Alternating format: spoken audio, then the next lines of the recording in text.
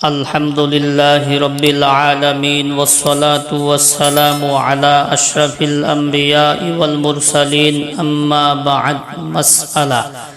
কারো যদি 20 বিঘা জমি বা অন্য কোনো সম্পদ থাকে আর 10 বিঘার ফসলে তার বাৎসরিক প্রয়োজনীয় খরচ চলে যায় আর অবশিষ্ট 10 বিঘার ফসল বা তার মূল্য জরুরি প্রয়োজনের বাইরে খরচ হয়, যেমন দান খয়রাত ইত্যাদি,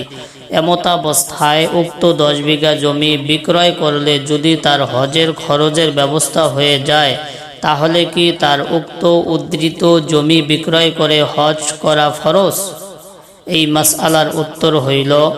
যদি কারো নিকট জরুরি খরচ নির্বাহের আবশ্যক পরিমাণ হতে অতিরিক্ত জায়গা, জমি, বাড়ি, ঘর ও আসবাবপত্র থাকে এবং তা বিক্রয় করলে তার হজের যাতায়াত ও আনুষঙ্গিক খরচ এবং হজ থেকে ফিরে আসা পর্যন্ত পরিবার পরিজনের